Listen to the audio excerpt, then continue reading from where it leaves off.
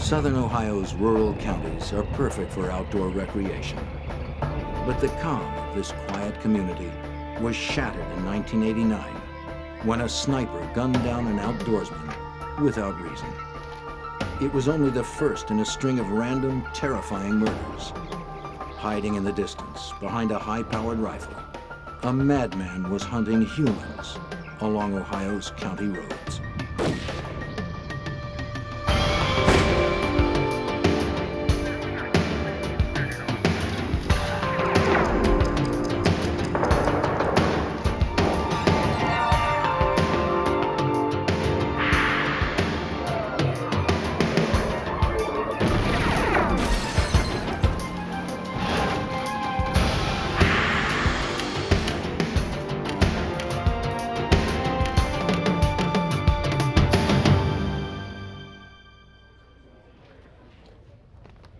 Starting in the spring of 1989, a madman prowled the woods and fields of rural Ohio.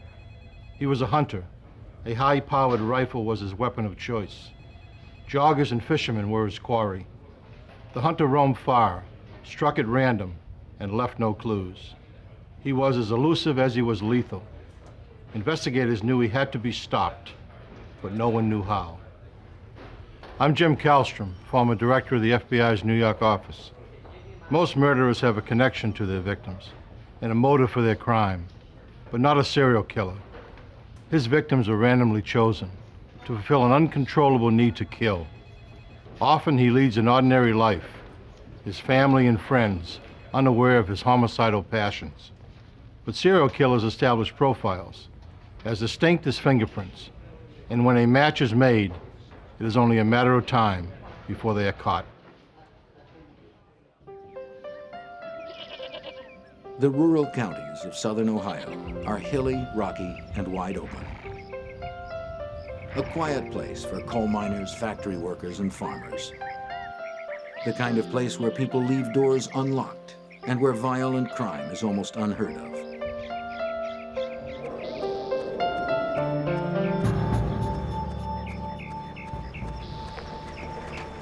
On April 1st, 1989, 35-year-old Donald Welling did what he frequently did on Saturdays.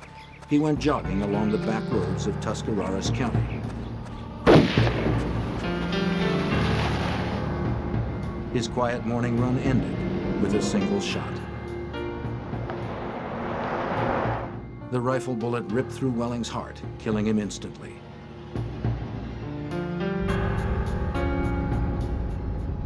Local authorities could find no motive and not a shred of evidence.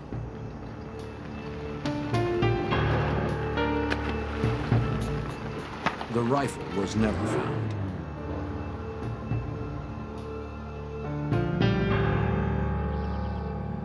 November 10th, 1990, another Saturday morning, 19 months later. 21-year-old Jamie Paxton of Bannock, Ohio, rose early to go bow hunting. Leaving his crossbow in the car, he took a walk through the tall grass off State Route 9. Paxton was alone and unarmed. He didn't notice the red pickup truck that stopped a short distance away.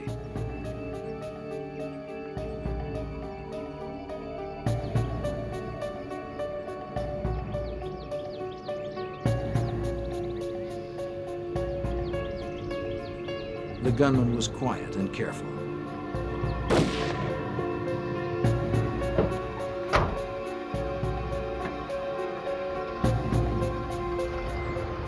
Jamie Paxton was shot 3 times by a high-powered rifle. There were no witnesses.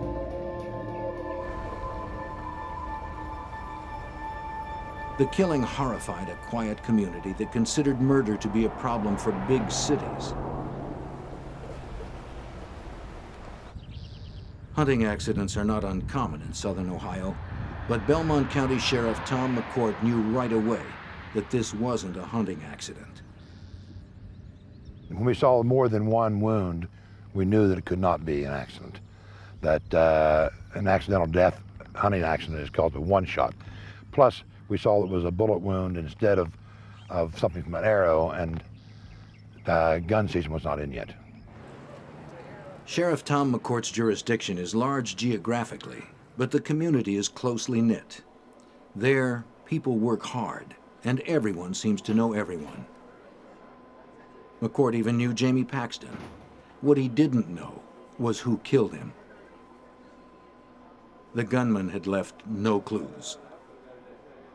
We checked the area for spent, empty cartridge cases, for tire tracks, for anything in that area of where we thought the shot came from. We also checked the area around the body looking for the spent projectiles that had passed through the body. We even took metal detectors in looking for the projectiles. At that time, we were unable to find anything. You're gonna run over there by the marina and see. After interviewing Jamie Paxton's friends, family, and acquaintances, they were unable to find anyone with a motive to kill him. Everyone in the area knew Jamie Paxton.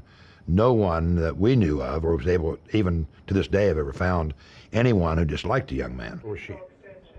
Sheriff McCourt had an apparently random killing of a popular young man with no history of trouble. They interviewed Fred and everything. A seemingly unsolvable murder with no physical evidence and no witnesses. Not even a plausible theory about what happened. I think that's about it. After her son's death, Jean Paxton's grief impelled her to action. She began composing letters to a local paper, the Martins Ferry Times Leader, designed to draw out the killer. There was just every time I would sit down to write a letter, I would say a prayer. And I would say, please God, just give me the words to get to the person that killed my son. The letters were at once stern and passionate. To the murderer of my son Jamie, she wrote, would it be easier for you if I wrote words of hate? I can't because I don't feel hate. I feel deep sorrow at losing my son. You took a light from my life last November and left me with many days of darkness. Have you thought of your own death? It'll happen. Unless you confess your sin and ask for God's forgiveness, you will face the fire and fury of hell at your own death. If the killer were reading Jean Paxton's letters, he seemed unaffected by them. On November 28, 1990, just 18 days after Paxton's murder, 30-year-old Kevin Loring was on a hunting trip in Muskingum County, Ohio, some 40 miles from where Jamie Paxton was killed. While his friends finished eating lunch, Kevin decided to get a head start.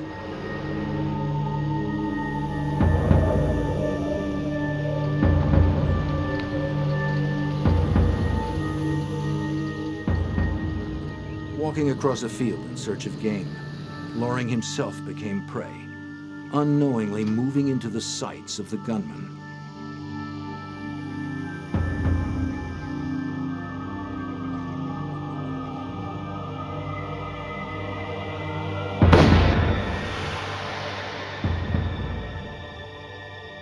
Loring was killed by a single gunshot wound to the head.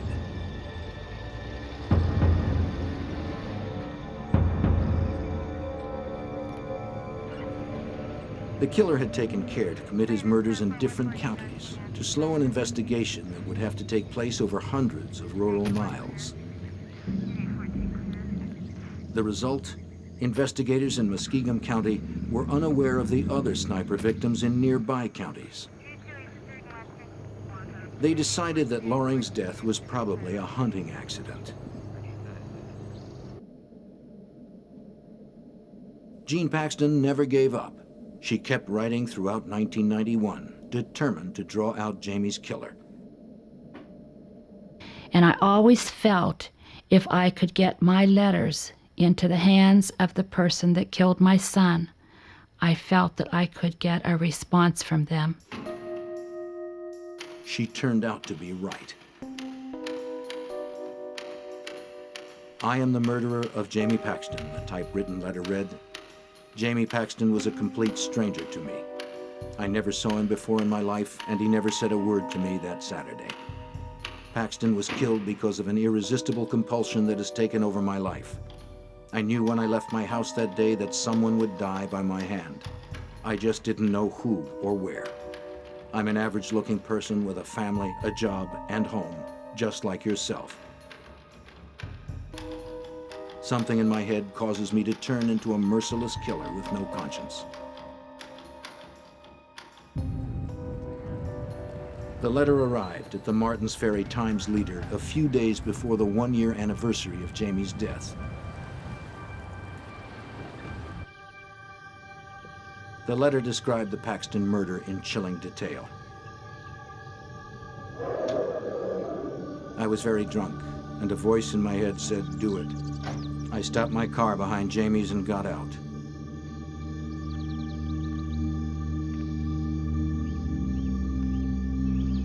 Jamie started walking very slowly down the hill toward the road. I raised my rifle to my shoulder and lined him up in the sights. I took at least 5 seconds to take careful aim. My first shot was off a little bit and hit him in the right chest. He groaned and went down.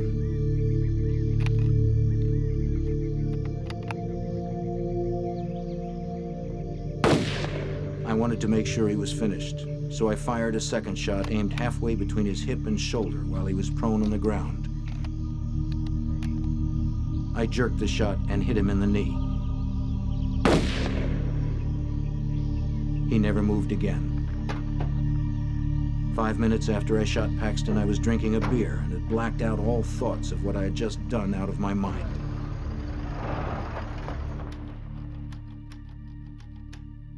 I thought no more of shooting Paxton than shooting a bottle at the dump. I know you hate my guts, and rightfully so. I think about Jamie every hour of the day, as I'm sure you do. For Sheriff McCourt, the letter was a beginning, evidence that might lead to a murderer. But he needed more. The typewriter used to write the letter, a gun. While investigators searched, the killer continued his own hunting.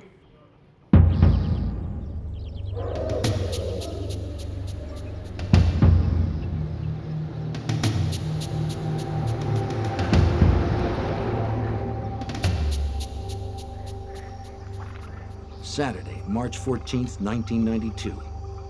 Claude Hawkins got off his midnight shift at the Pittsburgh Plate and Glass Company about sunup. It was a good time to fish, and Hawkins went straight to a favorite spot on the river below Wills Creek Dam.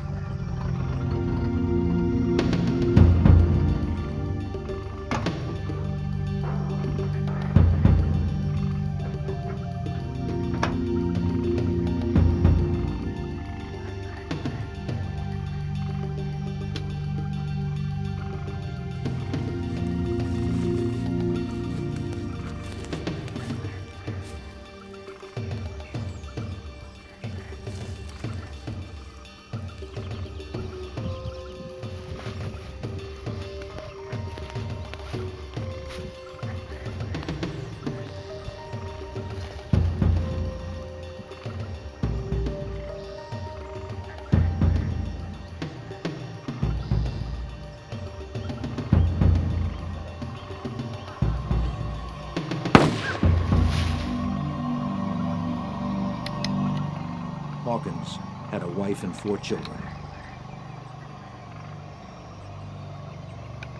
Another outdoorsman had been killed while alone, but this one took place on federal property. The FBI stepped in.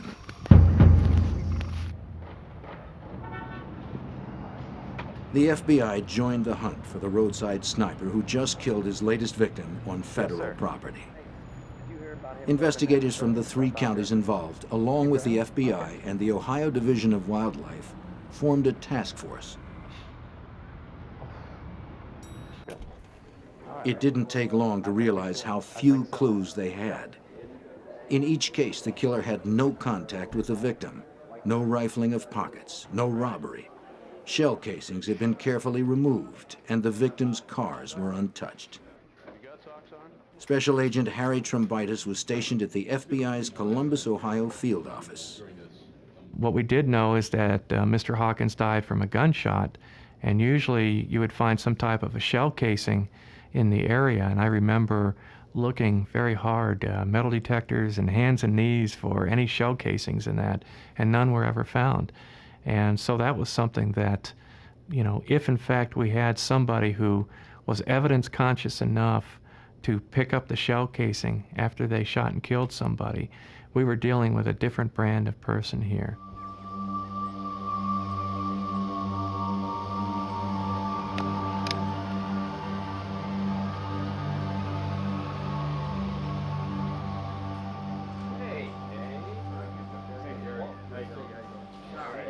The multi-jurisdictional task force concluded that the death of Kevin Loring, first ruled accidental, was actually a homicide. We got a problem. Okay, what I got is, Reviewing the 4 murders, the investigative team saw plenty in common. Outdoorsmen, hunters, fishermen, or joggers, alone in a rural setting, all shot with a high-powered rifle. All but one of the murders occurred on a weekend, and the killer was careful enough to leave no evidence. It was more clear than ever that a single individual was responsible. The task force was on the trail of a serial killer. As they began to mobilize, the killer struck again. I know we can capture this person. I know we can.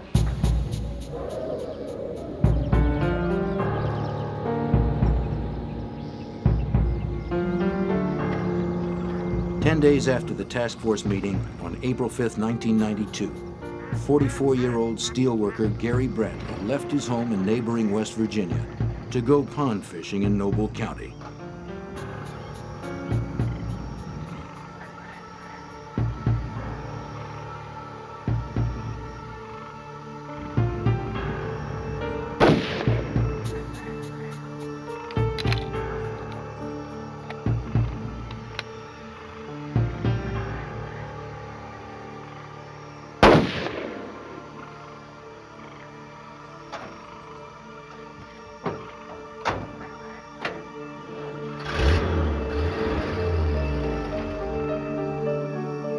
Bradley's wife and 3 children would never see him alive again.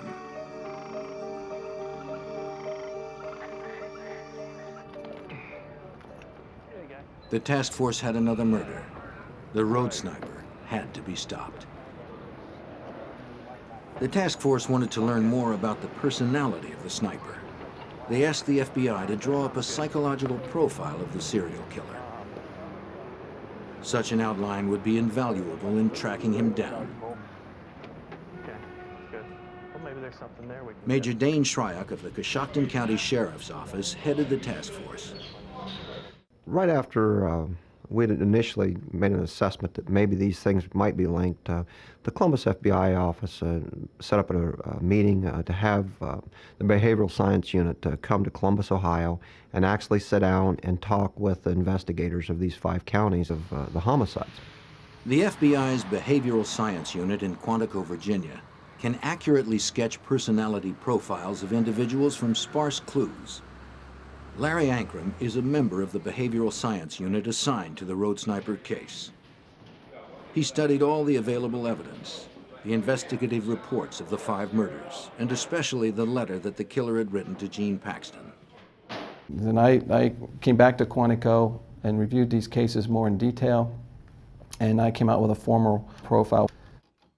We were probably looking for a white male. We were looking for someone that was intelligent, someone who was an outdoorsman himself, someone that wouldn't look out of place in the woods, someone that was probably responding to some significant event in his life that was going wrong at that particular time. One of the things that was apparent that it was a sniper type mentality here that we were dealing with, someone that didn't want confrontation, someone that was doing things from afar, and this is something that we see many times with our arsonists. We ought to be looking at some different types of activities that he might be involved in, such as nuisance types of offenses, shooting out windows, shooting out tires of cars, cruelty to animals, arson fires.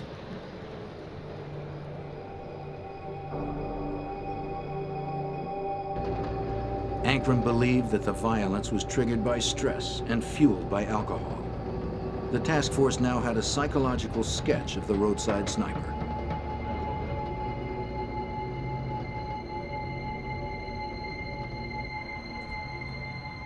And they had his letter. FBI forensic scientists studied the letter intensely. They found distinguishing features in the typeface. If they could find the typewriter it was written on, it would be easy to link the confessional letter to the owner, and thus link the murder to the murderer. They had to hurry. The sniper was still out there. On July 21st, 1992, two hunters in a state park in Muskingum County came face to face with the killer.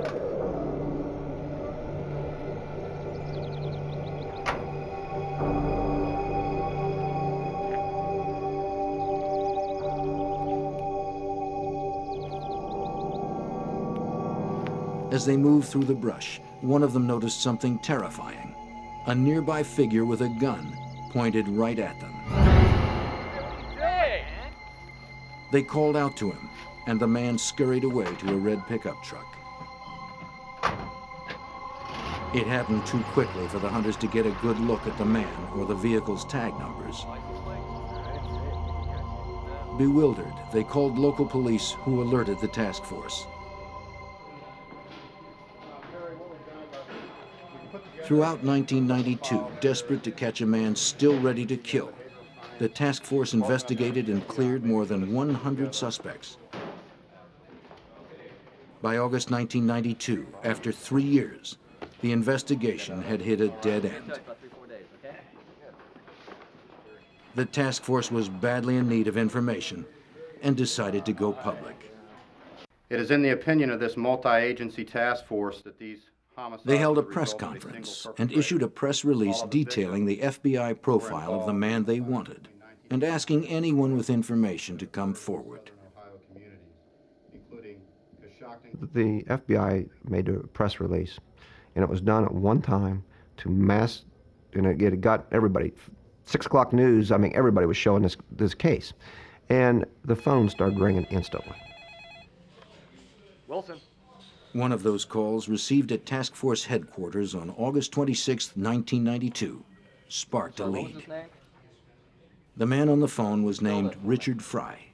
He said he thought the task force should know about a high school friend of his named Thomas Dillon. Dillon.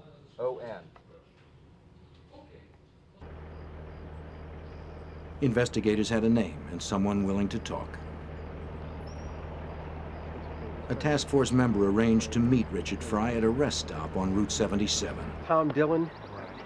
I went to high school with him. We grew up together. There, Fry talked about his old friend, Tom Dillon. He was always a little strange.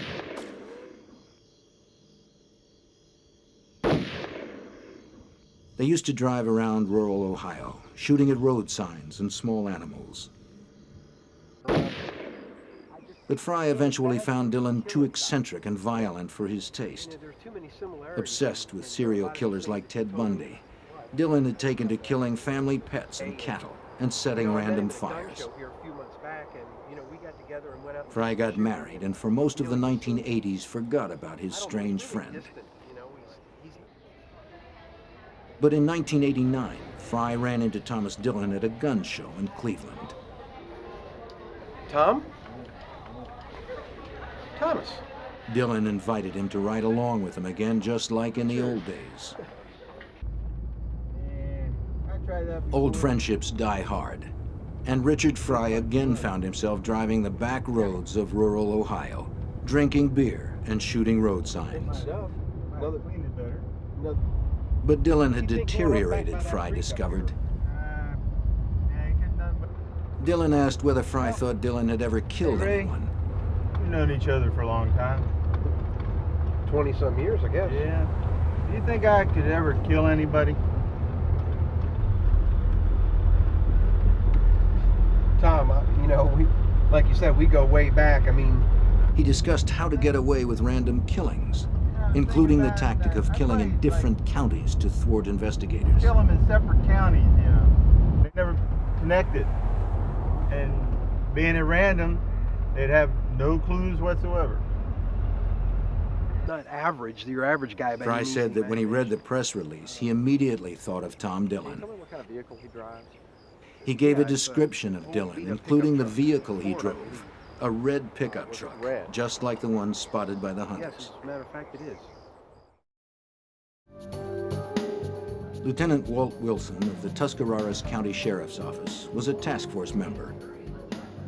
His job was to follow up on leads and tips, which were coming much more frequently as press coverage of the case increased.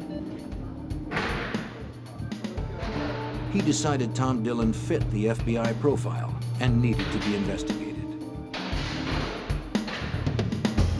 I began to follow up on the information that Mr. Fry had given us. I went to Tom Dillon's workplace in the city of Canton. Dillon had been employed for a dozen years as a draftsman at the Canton, Ohio Waterworks. Wilson obtained Thomas Dillon's work schedule to compare Dillon's days off with the dates and times of the murders. The purpose was to eliminate Dillon as a suspect, but he couldn't. He found that Dillon didn't work weekends when most of the incidents occurred, but that didn't prove much. However, 2 weekdays Dillon took off from work caught Wilson's attention. July 21st, 1992, the day the hunters saw a man point a rifle at them, and November 28th, 1990, the day Kevin Loring was killed. Please. Dillon could be the one.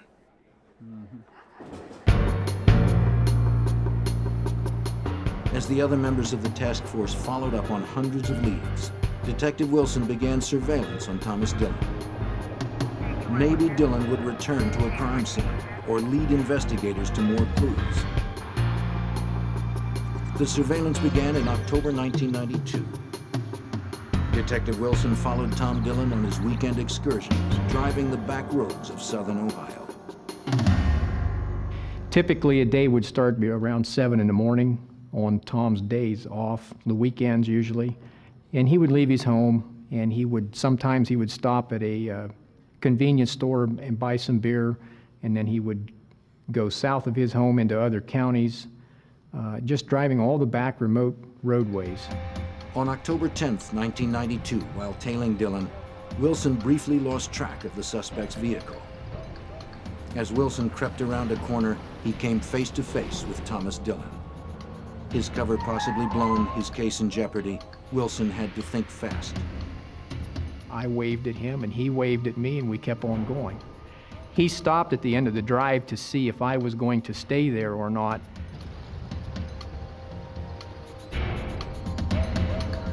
Wilson couldn't risk being identified.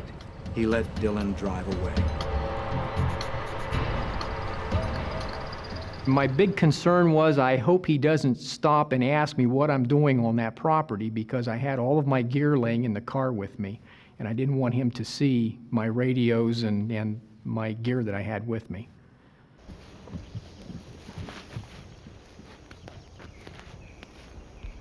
A few days later, Larry Oler of Barnhill, Ohio, was hunting about 150 yards off a road in Tuscarawas County. He heard a car stop. Through the trees, he saw a stocky white male. The man lifted a rifle.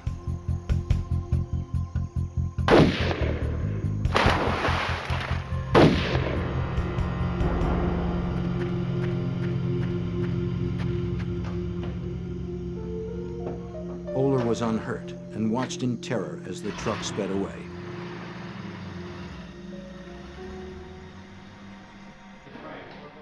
Although Oler's description of his assailant resembled Dillon, he was unable to make a positive identification. The task force realized that Thomas Dillon was their most likely suspect. Surveillance of him would have to be beefed up. Throughout October and November of 1992, the FBI coordinated a massive air and ground surveillance. Dillon was observed shooting road signs and busting car windows with rocks. Exactly the sort of petty vandalism outlined in the FBI profile. But if they arrested Dillon for vandalism, they might never gather enough evidence to arrest him for the murders. It is difficult to tail someone on an empty rural road in broad daylight. The stakes were high. If Dillon tried another shooting and the FBI weren't in the right spot, they could have another murder. If they crowded Dillon too much, they might be found out, and Dillon would slip into hiding. The ground surveillance had to be well off of Dillon. Agent Trumbitis and Captain Shryock relied on the air surveillance as their eyes and ears. They would move in if something happened.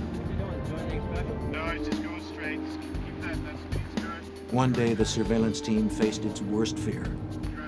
Trumbitis and Shryock were far behind Dillon when the air surveillance called out an alert. Up ahead of Dillon, on the road, was the classic profile of a road sniper victim, a jogger, female this time, alone, in a rural setting. If Thomas Dillon were indeed the gunman, this jogger may be irresistible bait. Trumbitis and Shryock got nervous. Hoping for the best, they sped forward. Dillon continued too, right toward the jogger.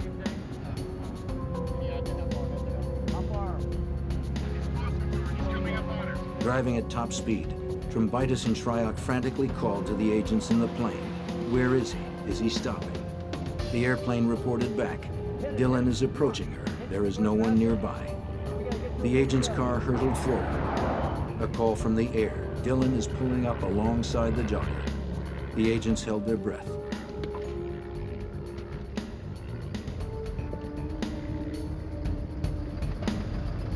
He passed her without incident.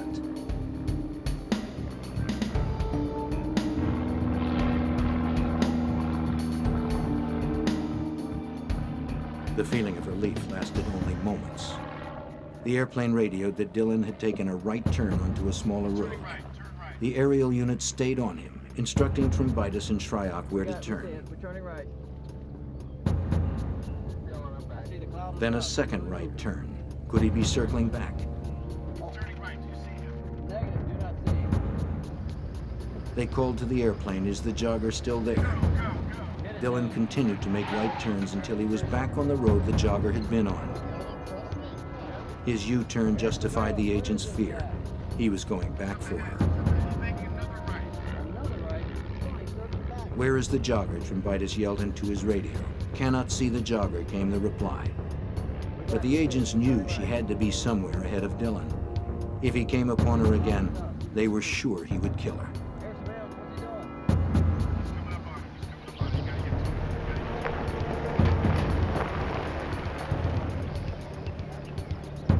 The air unit called in that Dillon had stopped his truck and had gotten out.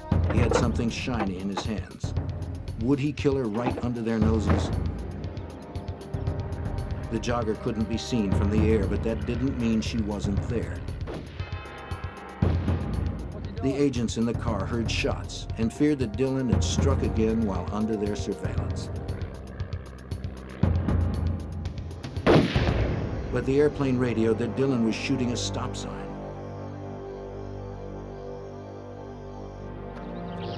The jogger had turned off the road. She was safe, unaware of her close encounter with Thomas Dillon. I think so. The cat and mouse game with Thomas Dillon began to wear on the task force members. I figure if we have 5 ground A lot of pressure. I mean, you're wondering whether this guy today is going to go out and kill somebody and you aren't going to be able to stop it. And you know that he's probably the one that is responsible for killing other people. You're working 14, 16 hours a day. You're living out of a car. You're drinking coffee like policemen, you know, and you aren't eating right. And the stress is tremendous. But the net continued to tighten around the suspect. The murderer, in his letter to the newspaper, had admitted being bothered by the Paxton murder and visiting his grave. Investigators returned to video footage of Jamie Paxton's grave recorded November 10th, 1991, the first anniversary of Jamie's murder. Many people paid their respects that day, but curiosity rather than respect was the agenda of one visitor photographed, Thomas Dillon. Investigators immediately recognized the man they had been tailing.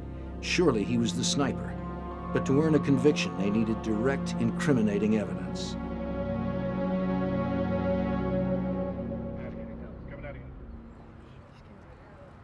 After the second anniversary of Jamie Paxton's death in 1992, surveillance observed Dillon entering the Times-Leader building.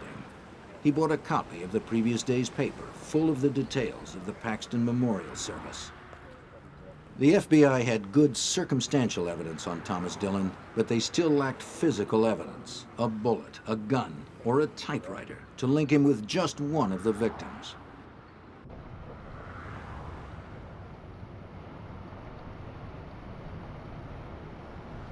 Hunting season was fast approaching. Dillon was still out roaming the rural roads, drunk, armed, deadly. The communities of southern Ohio had been terrorized for 3 years. The people feared going outside, but tried to live normal lives. Dillon had to be taken off the streets. The task force knew Dillon had been in trouble in the past for illegally owning a silencer and was forbidden to possess firearms, a stipulation he clearly violated during his vandalism sprees. The task force had little choice. Before he could kill again, they would arrest Thomas Dillon. But the plan wasn't just to arrest him on a weapons violation, but to convince him he was caught red-handed and get him to confess to murder. Lacking ballistic evidence and holding only a relatively minor weapons charge on Dillon, the FBI badly needed to elicit a confession. Trumbitis had a plan. Since we knew what his routine was through the surveillances and that, where he left his residence and he would go to this dairy mart every day before he left and went on his 300-400 mile drives, we would try to make the approach at the dairy mart. And what we had was an office building right across from the dairy mart where we occupied. We took over the basement of that building.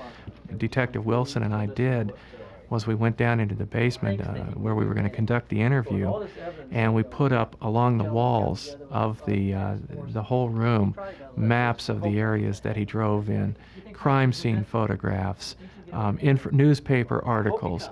We wanted to make that setting just irresistible to him. Then we're just going to, piece by piece, start laying this out in front of him and see what kind of reaction we get from him. It would be overwhelming, and you know, it would put him in the best frame of mind for us to be able to sit down and interview him and get a confession. Mr. Dillon. On November 27, 1992, the plan went into effect. Their entire case so far rested on getting a confession. The idea was for when he came out of the dairy mart, we were going to approach him, identify ourselves, and basically request that he follow us voluntarily over to this room where we wanted to share some information with him and show him some things that we knew that would interest him. If Dillon refused, Trumbitis would raise his right hand to signal ATF agents who are responsible for making arrests in weapons cases to cuff Dillon. And I can just remember his reaction. I mean, his jaw just for about 5 seconds, and then he composed himself and he said, "I want to talk to my attorney first." That was the cue. Trumbitis gave the signal and the ATF agents stepped in and arrested Thomas Dillon.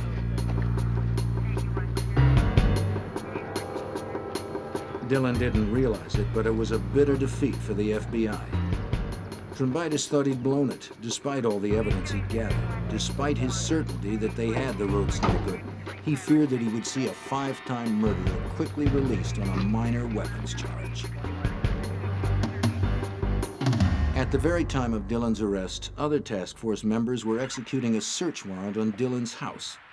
Finally, the FBI felt they would come away with the physical evidence desperately needed to link him, once and for all, to the murders. But they didn't. To their surprise, the search turned up nothing more incriminating than some area maps marked with arson and vandalism sites. Dillon was refusing to talk. They were holding him, but there was nothing they could do with him. It was pretty much over when he said he wanted to talk to his attorney. So we went back to the restaurant and we were going to have a cup of coffee, and all of a sudden we got the word that he wanted to talk to us. And so Walt and I jumped into our car and we made a beeline to Stark County Jail. Trombitis and Wilson confronted Dillon with one piece of evidence after another. Photographs, videotapes, newspaper clippings showing his link to the murders. I would pull out one piece at a time and show him, and just as we had suspected, he just was keenly interested in the information that we had, the surveillance pictures, the crime scene photos, you know, just the animal, you know, the shots of the animals that we had along the roadways and that. You could just see that he was just fascinated by that. Fascinated but not talkative, Dillon said it would serve no purpose to admit anything now. Another dead end for the FBI. Dillon's attorney is arguing that he should be spared jail time on the weapons charge. Now, unless something turned up on him very quickly, Thomas Dillon would have to be released. Thank the various representatives of the media for showing up today. The task force was now fighting the clock. Desperate for physical evidence, they held another press conference, appealing to the public for any information about guns they may have bought or sold with Thomas Dillon. Haven't had any contact with Mr. Dillon. Meanwhile, task force member Jerry Wade of the Ohio Division of Wildlife was following up on a tip. A witness steered Wade to a spot where he had seen Thomas Dillon firing his rifle a couple of years back. Wade hoped that would lead him to some ballistic evidence to link Dillon to one of the killings. This individual that brought it to our attention that he'd seen Thomas Lee Dillon shoot this deer with a rifle, thought the rifle might be one of them that was used. And if we could locate some physical evidence, the shell casings per se, and if we could get those and match them to the murder weapon, we could put that rifle in Thomas Lee Dillon's hand prior to the murders, which would really give us a lot stronger case as far as him possessing the rifle prior to the murders. The chances of finding small shells in such a wide area were slim, and it had been 2 years since the rifle had been fired there. Determined, Wade patiently combed inch by inch through a grassy field where the anonymous witness said he saw Dillon shoot the deer. Beginning at the tree described by the witness, Wade searched the area in a circular pattern by hand and with a metal detector, carefully marking off the territory.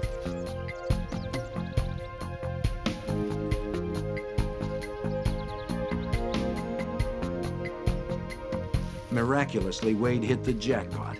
He found 2 rifle shell casings, later identified as coming from the same gun that killed Gary Bradley and Claude Hawkins.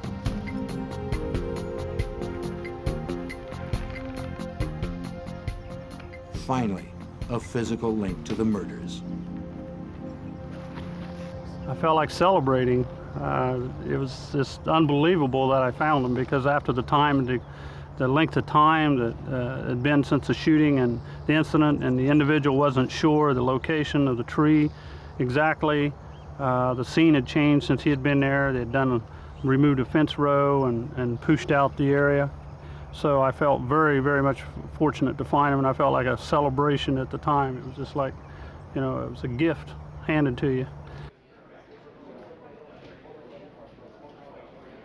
Meanwhile, the publicity from the press conference asking the public for help was about to bear fruit.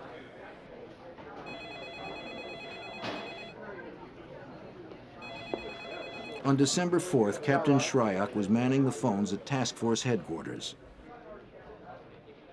A man named Al Cope was on the phone. Can you give me that? He said he bought a weapon from someone who may have been Thomas Dillon at a gun show the previous spring. I'll tell you what, if you give me about 15 minutes, sir, I'll be right there. The date?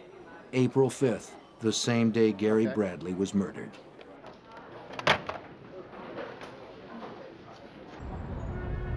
The rifle was sent to the FBI laboratory in Washington for ballistics testing. Special Agent Paul Schrecker is a ballistics expert for the FBI. As the bullet passes down the barrel of the weapon, that bullet, by coming in direct contact with the interior of the barrel of the weapon, picks up the microscopic imperfections, the microscopic features of that barrel. So that bullet is marked with the fingerprint of that barrel. Fragments of bullets taken from the bodies of victims Claude Hawkins and Gary Bradley were examined at FBI labs. A bullet fragment may still be of value for comparison. Even though a bullet may fragment, may break up as a result of striking a victim, and maybe only fragments are ever recovered, those fragments are still marked. They still bear the impressions of the inside of the barrel of the weapon. And those fragments can still be used to make a positive association or an identification. When the weapon was submitted to our laboratory, the weapon was test fired, and the test fired bullets from this weapon were then compared to the bullet fragments taken from the victims. Al Cope's gun was test fired, and the bullets examined for characteristics they may have in common with the bullet fragments taken from Gary Bradley and Claude Hawkins. The conclusion? Al Cope's gun, sold to him by Thomas Dillon, matched the gun used to kill both Gary Bradley and Claude Hawkins. The FBI finally had the goods on Thomas Dillon.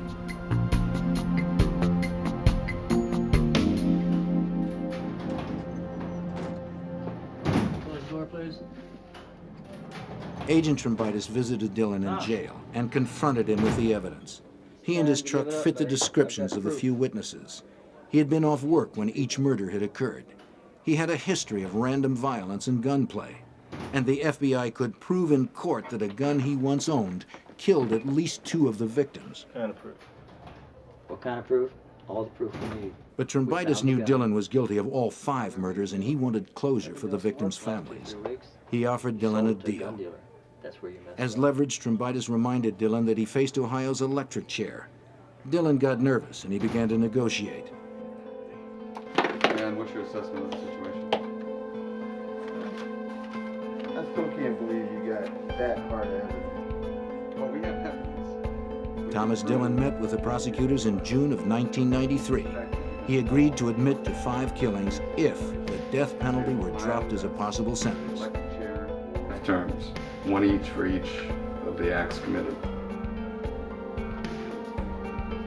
On July 9th, Dillon confessed to prosecutors in order to save his life.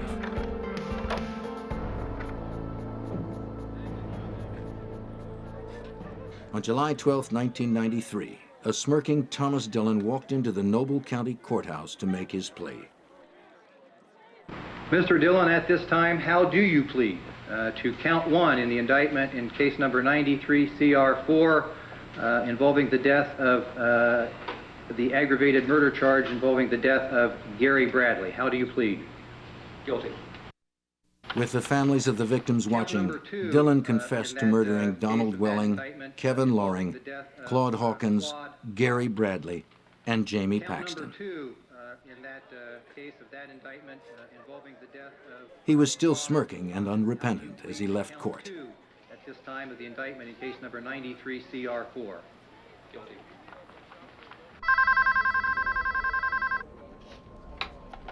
Hello? Jolene. Hi. Tom. This is Thomas. Yeah. Dillon's incredibly cavalier attitude was detailed by a local reporter whom Dillon repeatedly called from prison, Can't get enough of me. marveling at his own violence, reveling in his celebrity, and laughing off the murders. Let's talk about the other guys. I mean, they Except were one. really good shit. He would not discuss I the wanna talk murder about of Jamie Jamie Paxton. No, forget it, all right? Just forget it. Jean Paxton, Jamie's mother, was in court the day Dillon pleaded guilty. I just want to talk to him about Jamie, the kind of person Jamie was. Jamie was everything Thomas Dillon could never be. He is, Dillon is a coward, he hid behind a gun, and Jamie was not that way. Little did I know that on the evening news he was watching that, and it made him very angry that I had called him a pathetic coward. We talked to him about remorse and how did you feel after these homicides? And the only one that he said that it really bothered him about was Jamie Paxton. He said, I didn't realize the kid was so young. Jean Paxton had looked forward to confronting Dillon in court, but his guilty plea cost her that opportunity. She asked Sheriff McCourt to arrange a conversation. Hi. McCourt agreed. That evening, Jean Thomas Paxton's phone Dillon. rang. She found herself speaking with the murderer of her son. When I picked up the phone that evening, it was just like somebody calling up to sell me something. He said, "Mrs. Paxton, this is Tom Dillon." It was just almost more than I could comprehend. The tone of his voice, the way he came across. Still, the arrogance was there. You really hurt my feelings this afternoon when... Dillon told Jean Paxton that when she called him a coward, she had hurt his feelings. I really don't think he expected to get what he got from me. I think that Thomas Dillon could have handled the crying, the screaming, the saying of calling names, the cursing. I think he could handle that, but I did not lower myself to that level. I talked to him as a mother, and I really feel that through this whole thing, that is what got to Thomas Dillon. Well, I understand. After 3 years, Jean Paxton felt vindicated. I felt really good. I walked out on my front porch, and I just felt like for the first time in 3 years that I was free. I was free of Thomas Dillon. I felt that I had defeated him by words, and I did it all for Jamie. Thomas Dillon made it clear he did not want to go to Lucasville Prison, the toughest in Ohio. So Jean Paxton saw to it, with a petition drive, that was exactly where Dillon was sent. In August 1993, Jean Paxton won a $25 million wrongful death judgment against any future money Dillon might make. Dillon's wife had been trying to sell his story to Hollywood. Paxton and State Senator Bob Nye passed the Paxton Bill, barring killers or their relatives from profiting from the crime. Thomas Dillon remains in Lucasville Prison. He is eligible for parole in 165 years. FBI, freeze! Get down on the ground! A family vanishes without a trace. Local authorities find no leads to the identity of their abductors. When stolen weapons began to surface, investigators realized the perpetrators were part of a nationwide rampage of violence. They were dangerous men who would stop at nothing to escape justice.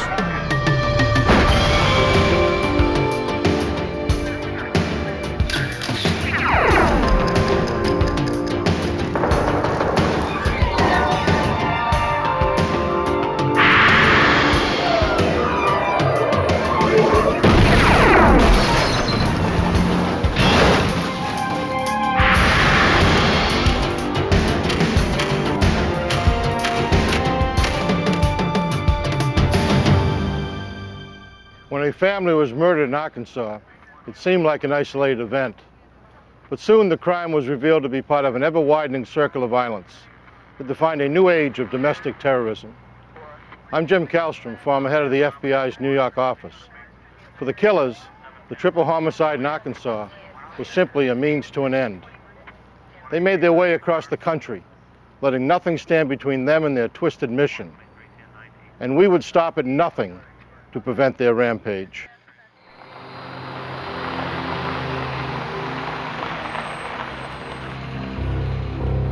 January 1996.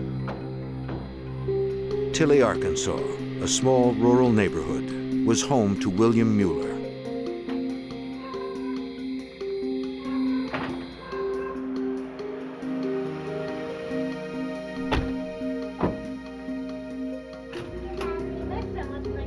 Mueller was a gun enthusiast and self-employed electrician. His wife Nancy homeschooled their 8-year-old daughter Sarah. Returning from a day of work, the Muellers were confronted by 2 men in their home.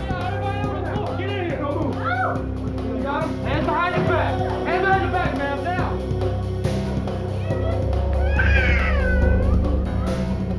They were dressed as FBI agents, but they were imposters. They were after the large supply of weapons and cash that Mueller had in his home. When the 52-year-old Mueller refused to cooperate, the intruders separated the family and tortured them.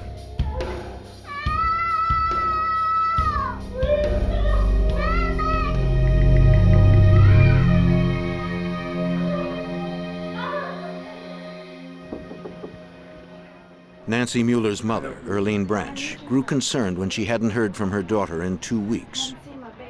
She turned to the sheriff for help. I usually hear from her at least. She explained that the family often traveled to gun shows, yet her daughter always called when they returned. This is unusual.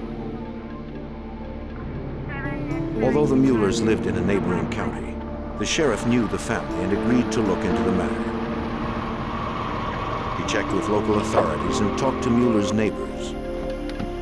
Though Sheriff Jay Winters found no trace of the family, people who knew them weren't concerned. For the most part, there wasn't a lot of fear. Most people thought, you know, maybe they had just gone off somewhere and wanted to be on their own for a while. On February 11th, a month after their disappearance, a farmer found the Muellers' Jeep concealed and abandoned off the highway, miles from their home. Detective Aaron Duval from the Pope County Sheriff's Office was sent to investigate. It was approximately 20 miles north of Russellville, off the State Highway 7, hid behind a brush pile. I was called out that day, went up there, took pictures of the vehicle and the trailer.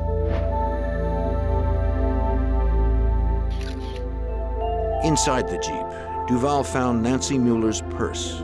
It held her wallet and ID. The trailer, used by Bill Mueller to transport munitions to gun shows, was empty. Several more months passed, and the Muellers were still missing.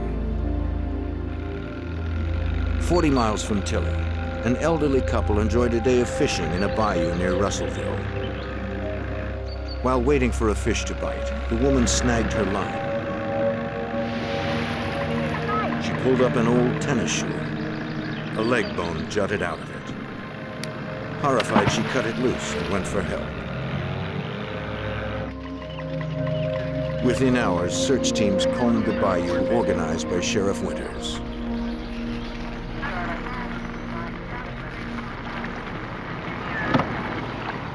They used large metal hooks to drag the bottom. Divers swam the depths. By day's end, parts of a single body were recovered, a murder victim. The torso had a rock attached to it. There was a lot of tape on it. The head had a bag of some type on it, duct tape around the head. Very disturbing to us because it was obvious, you know, that this was a different type of thing than we typically deal with. It was an obvious execution. It was just some cold-hearted people. Investigators determined it was the body of a small female. They thought it might have been a 6-year-old girl who had been abducted several counties away the previous year. When the clothing and size didn't match her description, another possibility became apparent.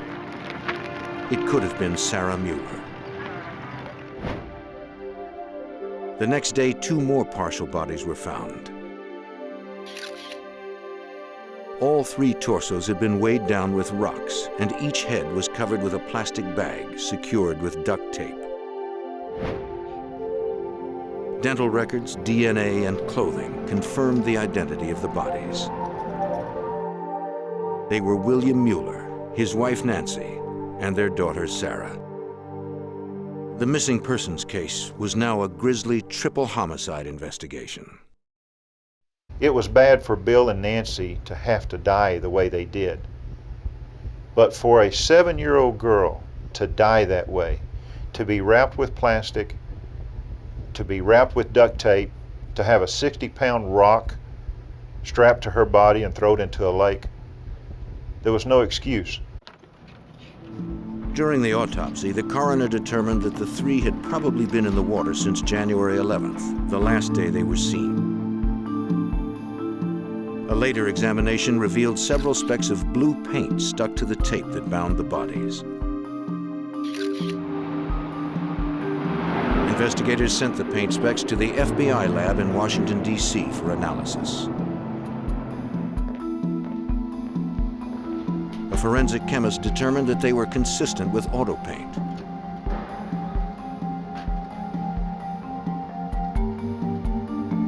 The challenge was to match them to a specific make and model. Using infrared light, the examiner established the chemical composition of the paint. This chemical signature was fed into a computer database containing similar information from every auto make, model, and color dating back to 1934.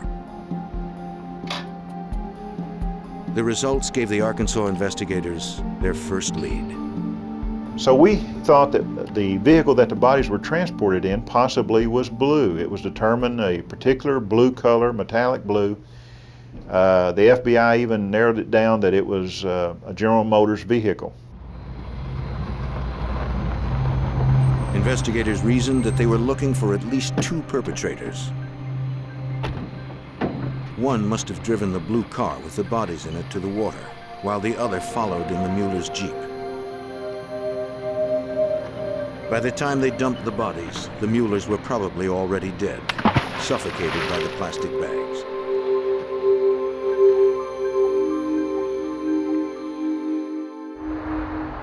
The Bureau of Alcohol, Tobacco, and Firearms from Little Rock, Arkansas was called in. ATF agent Glenn Jordan headed the case.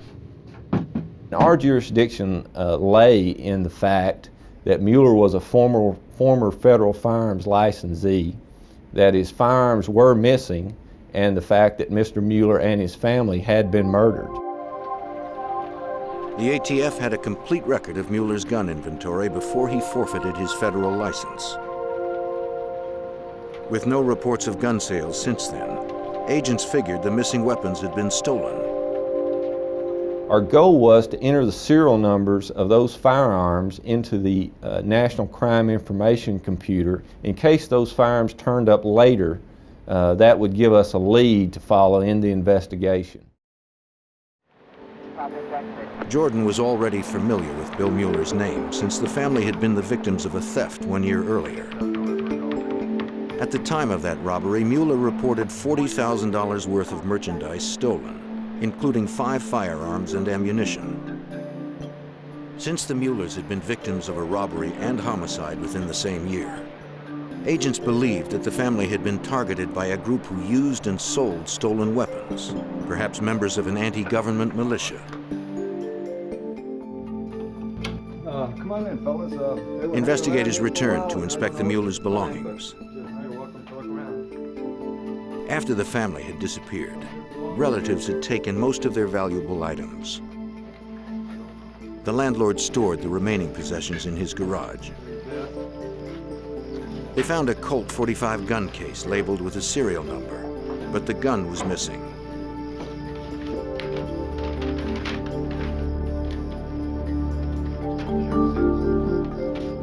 They also found a picture of the family with some friends. The ATF entered the serial number of the Colt .45 into the NCIC, the National Crime Information Center. They got a hit. The handgun had been traced to a man named Travis Brake. He had been arrested 5 months earlier in Seattle, Washington for carrying a concealed weapon. Because the gun he was carrying was now linked to another crime, Brake was arrested again by the Seattle police, this time for possession of a stolen weapon. Jordan and Duval flew to Washington State to question him. Mr. Brake was interviewed and advised the Seattle Police Department that he had purchased this handgun at a gun show in Seattle, Washington, and he described 2 individuals that he had purchased the firearm from, one in particularly that he remembered. Investigators showed him the photograph found among the Mueller's possessions. Brake identified one of the men who sold him the gun. That's him. Right here. His name was Keith Collins. Agents asked Bill and Nancy Mueller's friends if they had ever heard of him. Collins had once been close with the Muellers. They had attended gun shows together. Investigators discovered that Keith Collins' real name was Kirby Kehoe. The ATF learned that Kirby Kehoe had an extensive record for firearms violations. Kehoe was also actively involved in the white supremacist movement. Members of this growing faction are strongly anti-government, heavily armed, and considered dangerous. Kirby Kehoe became a prime suspect in the Mueller triple homicide. Investigators needed more evidence before they moved in for an arrest. Almost a year after the triple murder and robbery of Bill, Nancy, and Sarah Mueller, investigators were still hunting for the killers, believed to be militant white supremacists. In Sioux Falls, South Dakota, 11 months after the crime, a trooper noticed a blue Chevy Suburban parked in a handicapped space.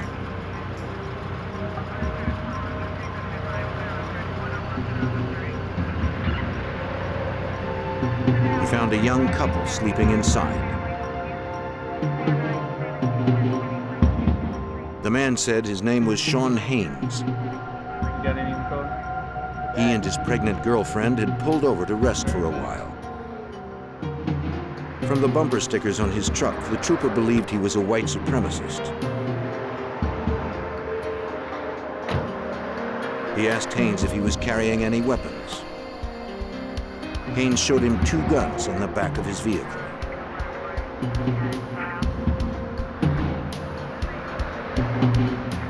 The trooper called in the serial numbers and discovered they had been stolen.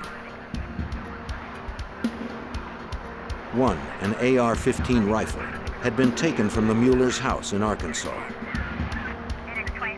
Haynes was arrested. Alerted that one of Mueller's guns had turned up in South Dakota, investigators from Arkansas went there to interview Haynes.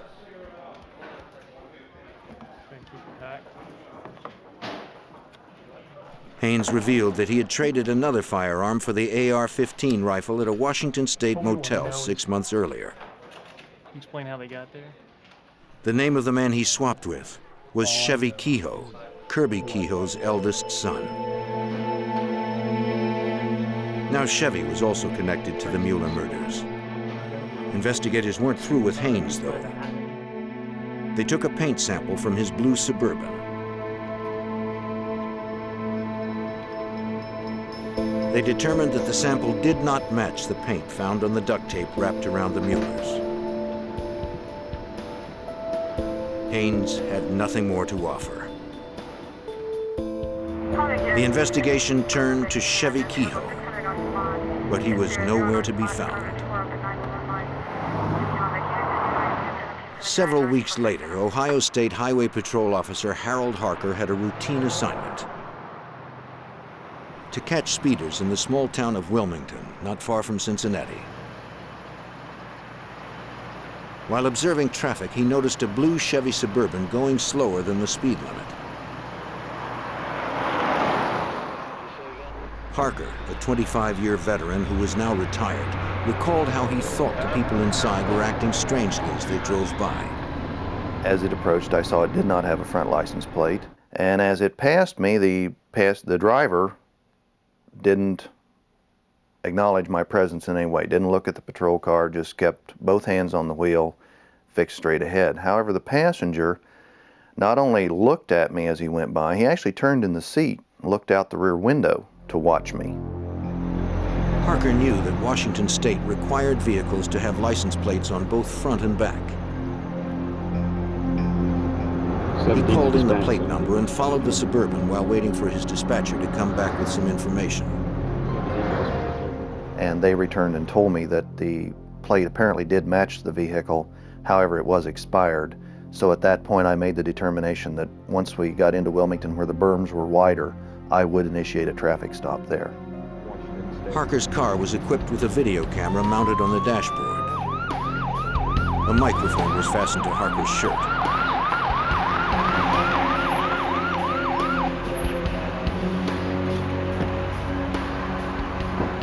Harker asked the passenger and driver for ID.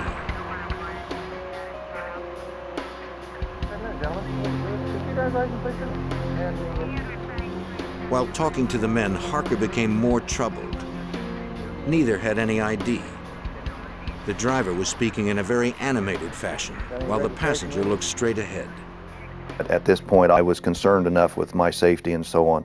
I wanted to get the people away from the vehicle, and I wanted to, here again, get them separated, get the driver into my car so that I'm a little more in control of their actions. Let's sit back here with me a second, sir.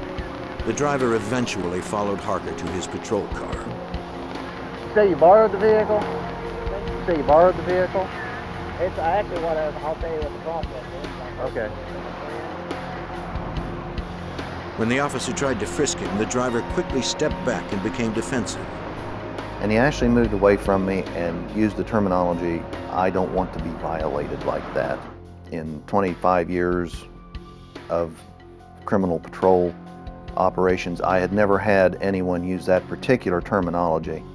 And that, coupled with the appearance of the two young men, the fact that they had close-cropped military-style haircuts, very clean cut, and the driver had a Marine Corps type cover, I felt comfortable that I was probably dealing with militia personnel at that point. Across the highway, a fellow officer, Deputy Sheriff Robert Gates, saw Harker talking with the driver and turned around to assist him. This was a common practice, since officers often worked alone in rural sections of the state.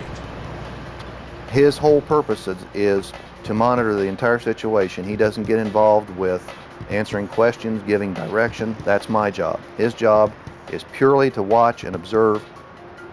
The men told him they were looking for work on construction sites. Harker told the driver that if he or his passenger could not provide identification, their vehicle would be confiscated. The driver attempted to escape.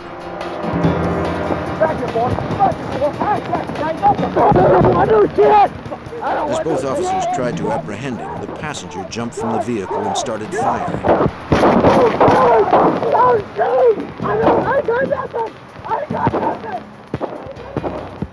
The passenger fled the scene while Harker tried to stop the driver.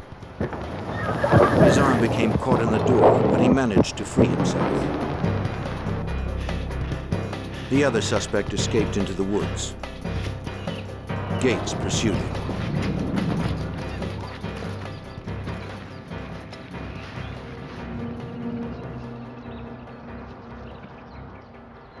He feared an ambush among the dense trees, so he turned around.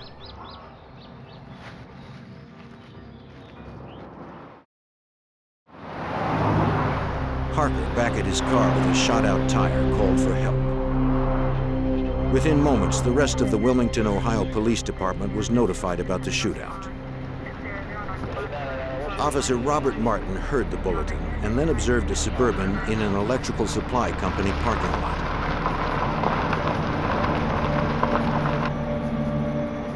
He called in his location as he went to investigate. 10-6 with that suspect vehicle behind the building supply.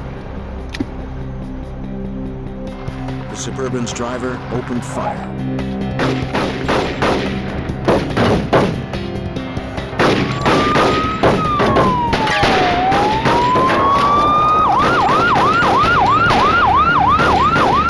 Another policeman arrived to assist him.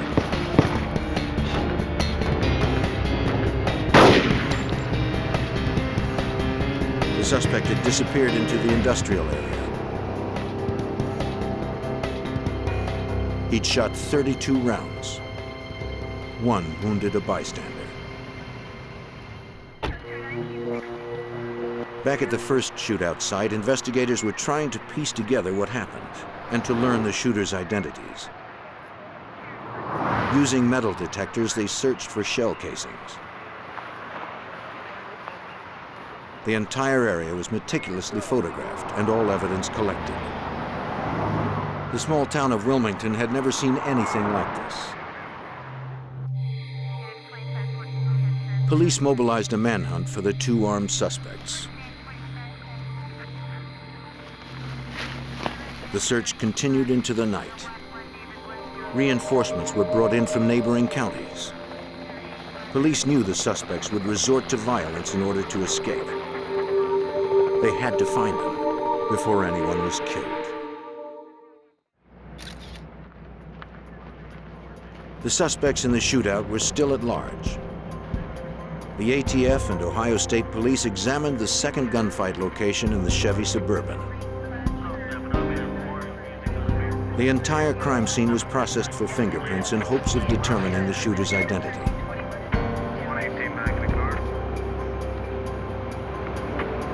Inside the vehicle were assault rifles, thousands of rounds of ammunition, military supplies, and medical packs.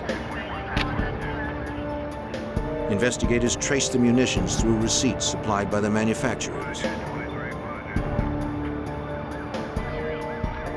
Much of the ammo and gun parts belonged to the murdered Arkansas gun dealer, William Mueller. The extent of the military supplies suggested the shooters were violent members of an anti-government group. Ohio investigators notified the FBI. FBI agent Bill Hargraves from the Cincinnati field office spearheaded the investigation. The case became a domestic terrorism case, basically because of the items that were found in the Suburban. They had numerous weapons, ammunition, law enforcement, clothing and equipment, law enforcement identification. Yes, this is Trooper Herman with Ohio State Police. Ohio State troopers traced the Suburban's registration to a man named Jacob Settle from Spokane, Washington. On the day of the shootout, Settle told the trooper he was with friends in Washington State, more than 2,000 miles from Ohio. He also claimed that he had sold the vehicle to a man named Chevie Kehoe. It would take several days for authorities to corroborate Settle's story. Ohio State troopers compared a copy of Settle's driver's license photo against images of the fugitives caught on tape.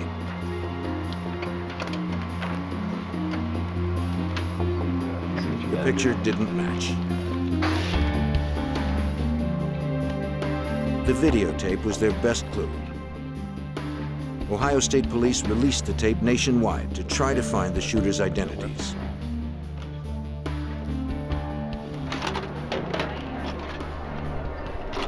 The shootout video made primetime news around the country and produced the break investigators needed. A Washington State TV reporter recognized the driver as a white supremacist she had interviewed several years earlier for the TV show Hard Copy.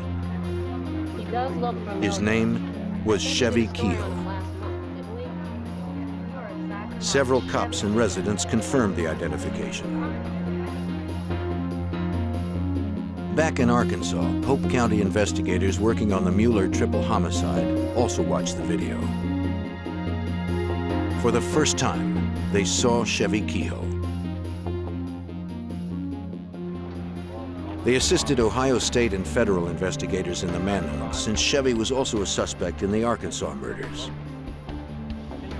Duval and Jordan traveled to Ohio to meet with FBI agent Hargraves to share information. They told Hargraves that the killers used a blue General Motors vehicle to transport the victims. Hargraves thought the connection was strong, since the truck abandoned after the shootout was a blue Chevy Suburban, and more of Mueller's property was found inside. The team agreed that if paint scrapings from the Suburban matched the blue paint specks found on the victims, they would have forensic evidence tying Chevie Kehoe to the Arkansas crimes. At the FBI lab in Washington, D.C., examiners determined that the paint specks did not match the sample found in Arkansas.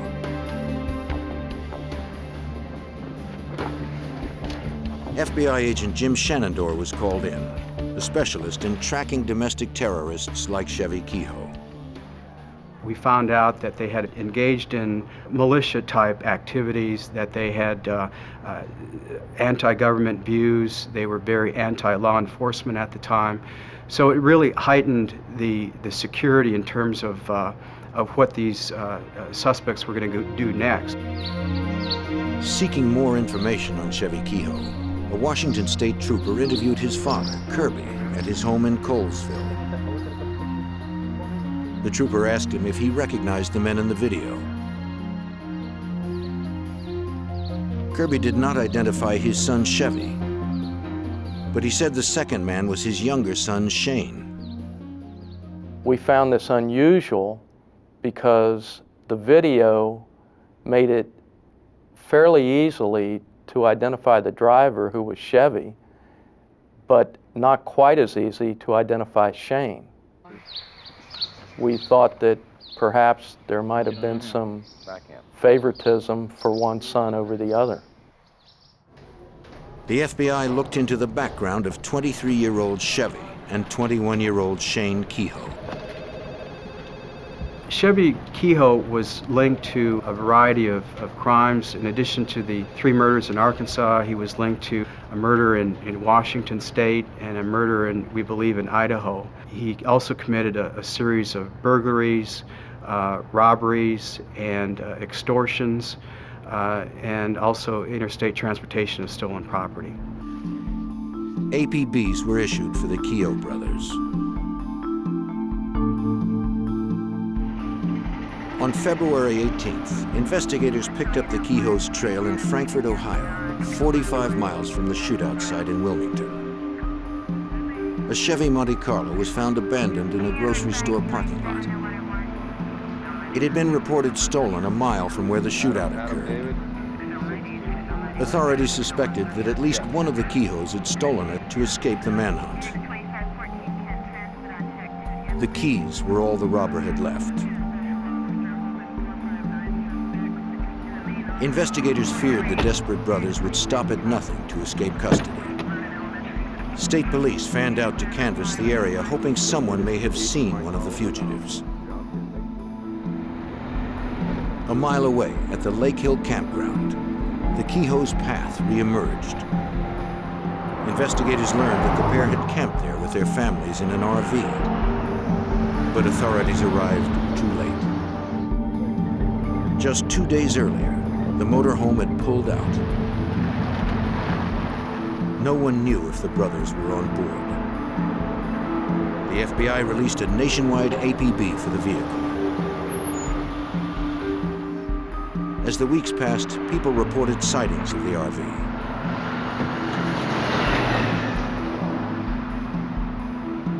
They had also seen women and children in the camper.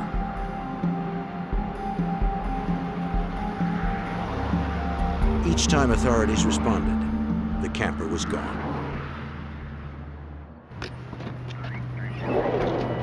The Kehoe's trail heated up again 150 miles away in Indianapolis, Indiana, where another stolen vehicle was recovered. Inside, investigators found clothing and a gas receipt signed by Chevie Kehoe, but no trace of his brother Shane. The van had been stolen 13 miles from where Chevie fled the blue Suburban after firing on Ohio officers. The Kehoes were still one step ahead. The trail of plundered cars signaled that the Kehoe's crime spree would not cease until authorities stopped them. There it is. We felt early on that if confronted again by law enforcement, that there would be a great probability that there would be another shooting involved and that innocent people would be hurt. Across the country, local and federal investigators were put on high alert. They needed to find the Kehoe brothers before they struck again.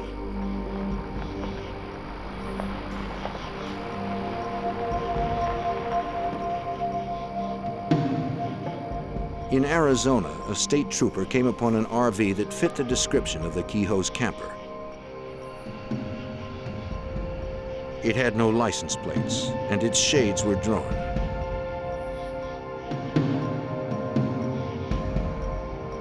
He called in reinforcements. He knew the brothers were armed and dangerous and would shoot to kill. Within moments, a SWAT team surrounded the RV. They hoped the nighttime assault would catch the Kehoes off guard and lessen the chances of another armed confrontation. An Arizona SWAT team was on the move to catch the Kehoe brothers, armed fugitives wanted in 2 states for murder and attempted murder. Freeze! They thought they had them cornered. It was the wrong RV.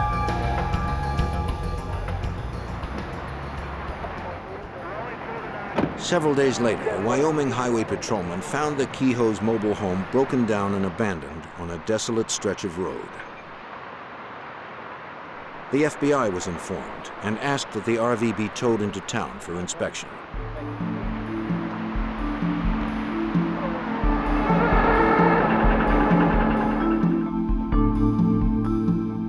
The Wyoming State Police obtained a warrant and documented its contents. This vehicle, like the Suburban, held a large cache of ammunition, guns, several fake FBI jackets, and U.S. Marshals badges. One discovery stopped the officers in their tracks. Hey, come take a look at this. A box of explosive components, including batteries used to detonate bombs. Fearing a booby trap, the troopers called in the ATF bomb squad.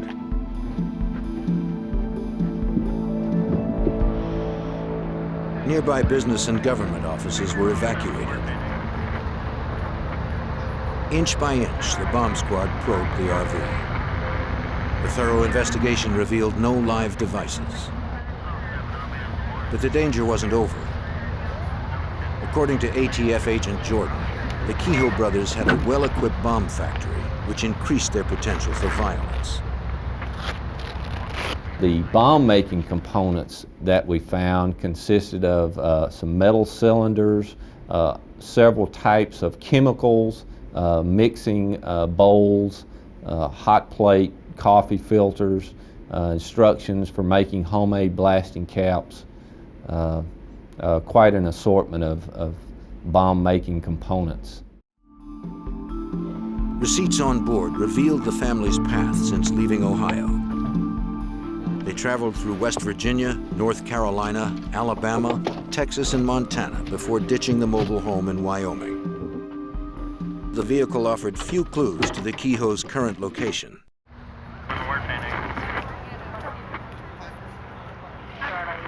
All we knew was that Chevy was last known to be in Indianapolis, where the stolen van was recovered. We presumed that Shane and the families had made it as far as Casper, where the camper had broken down. From that point on, we basically had a cold trail. To entice the public's help, the FBI and ATF announced that they had joined to offer a reward for the pair's arrest and conviction. The fact that it was a serious matter involving law enforcement, the fact that they had some affiliation to supremacy groups, and the fact that they were dangerous individuals, we were able to obtain a $60,000 reward for their apprehension. More than 100 tips came in. The local leads were handled by the Ohio State Police, while the FBI and ATF pursued those from out of state.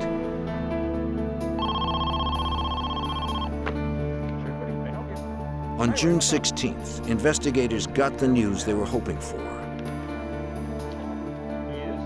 A sheriff in Stevens County, Washington, received a call from a friend of Cheyne Kehoe. Shane wanted to turn himself in. The 21-year-old surrendered to the authorities and informed them where he and his brother had been for the last few months.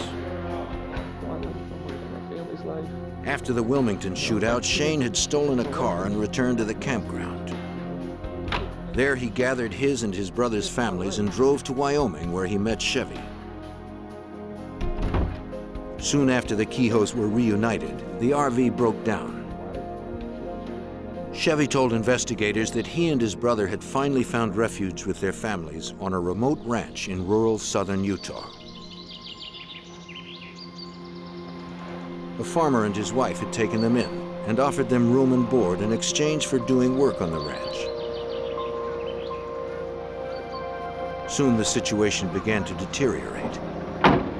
Chevy couldn't control his explosive temper.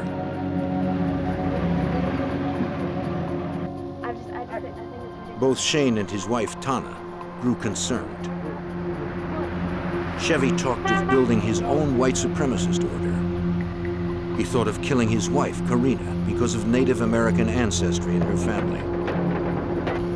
He even talked of murdering his own parents, Kirby and Gloria, in order to raise his 6 younger brothers with his beliefs. On June 12th, almost 4 months after the shootouts in Ohio, Chevy finally turned his growing paranoia on his own brother. Cheyne explained to us that they had recently gotten into a fight and that he feared for his life as well as the lives of his family. Cheyne also told investigators that Chevy had several items in his possession that belonged to the Muellers. Chevy had also admitted to suffocating the Mueller family. Not knowing what Chevy would do next, Cheyne and his family fled Utah in the middle of the night, driving almost 1,000 miles back to Washington State.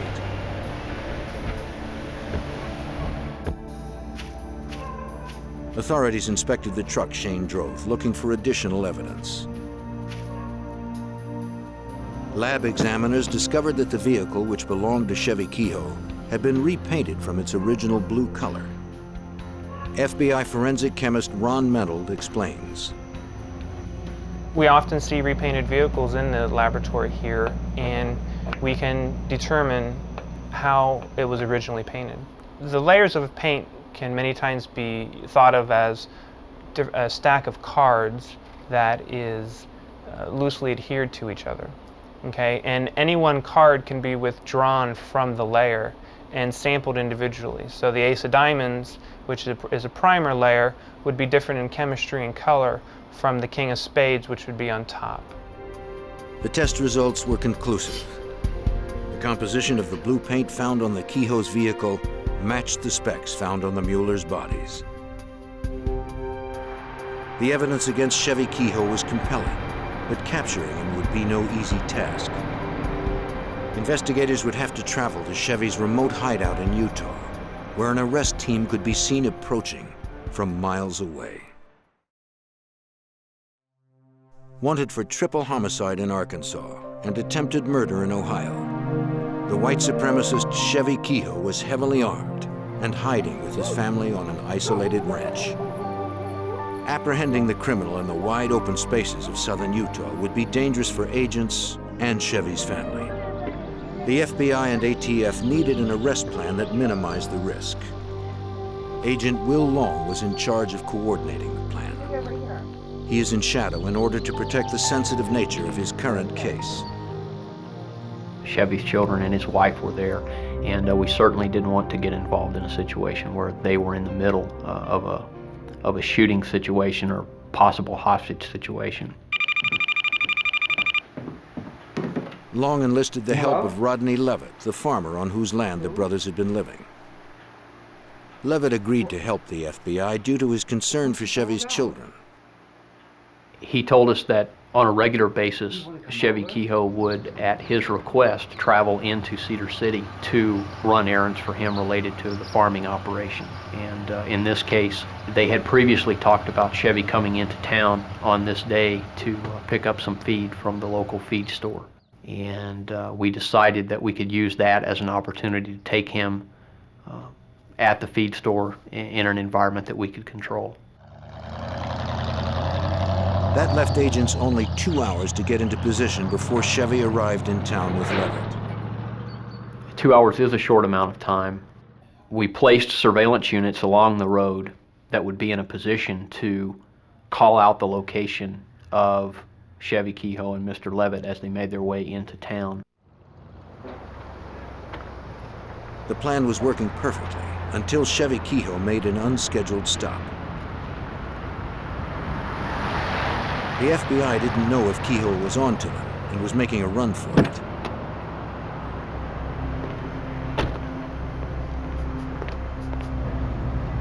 The agent on location radioed in for assistance. He waited for instructions to apprehend Kehoe or get Levitt to safety. For a few breathless moments, no one knew what would happen next. Chevy returned to the truck with a soda.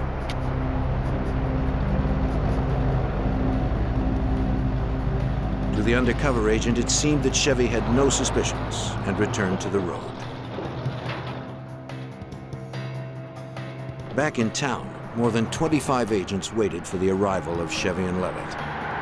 Snipers were positioned on the rooftops, and the feed store was surrounded. Agents were also located in the nearby neighborhood. Their objective was to prevent Chevy from escaping and taking hostages. While Agent Long loaded hay in front of the feed store, his plan nearly went awry. As we were listening to the radio, we heard one of the surveillance units call out that Chevy had crossed a landmark that was approximately 1 minute away from the feed store. At that very moment, a farmer unwittingly pulled into the parking spot the FBI was holding for Chevy.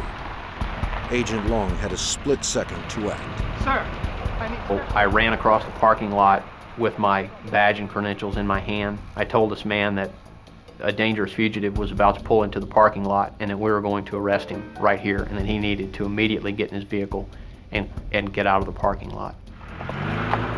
The farmer complied, and Long returned to his position. Seconds later, Chevy Kehoe pulled into the parking lot.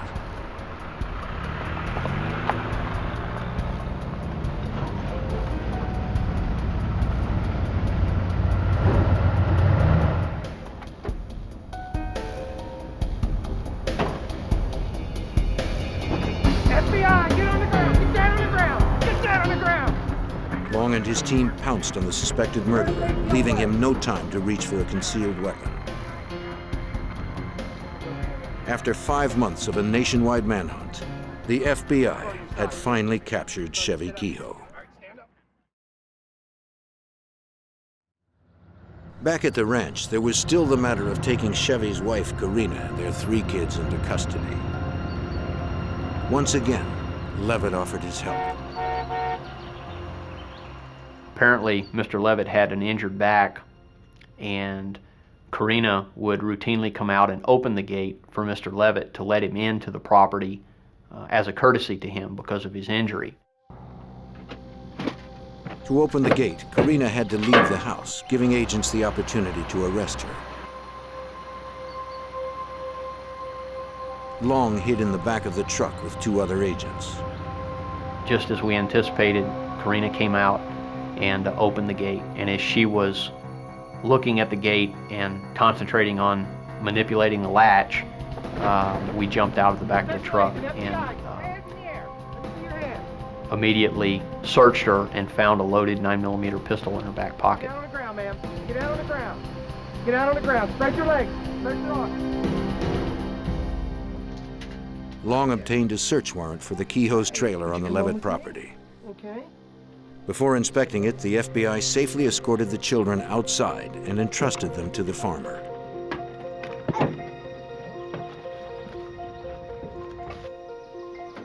Back inside, Long discovered a well-stocked armory. Chevy Kehoe, anticipating a siege, had stationed loaded guns at every window. With both brothers finally in custody, the pair was transported back east to face 16 state and local charges. Chevy would first be tried in Arkansas on federal charges. With the Kehoes locked up, U.S. Attorney Paula Casey had several months to prepare a solid case. The federal agents in Aaron Duvall, Jay Winters, came here and they laid out the evidence they had of all the various crimes that had been committed. And after we examined everything that was there was sort of this growing realization as we reviewed these things that it was a racketeering case. Placing Chevy's illegal activities under a racketeering umbrella, Casey needed to demonstrate that crimes were committed in order to expand his white supremacist movement. The racketeering statute lets us give a jury the complete picture of what happened. It lets us put that together so that all of the evidence can be placed before the jury for their decision. Chevie Kehoe was ultimately charged with 57 federal crimes, including the brutal murder of Bill and Nancy and their 8-year-old daughter, Sarah.